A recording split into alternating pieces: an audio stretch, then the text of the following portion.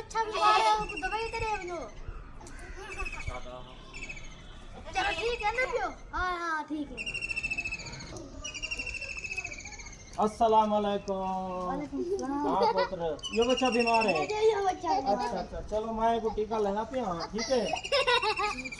अच्छा टीका लागे हम बच्चा तेरा जरा ठीक थी वैसे को जरा ना दूसरा सिरप ते को लिख देना, ये सिरप इनको पिलवावे ते ठीक थी वैसे, ठीक है। डॉक्टर साहब कुर्बानी करे ठीक थी जल्दी। हाँ जल्दी ठीक थी।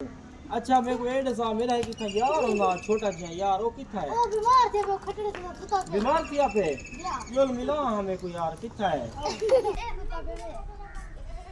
ओ सही ओ से डॉक्टर साहब सुनो ठीक है। ओए ठीक तू सुना यार ठीक है खुशी क्या बीमारी थई पे ते को काम दीदी।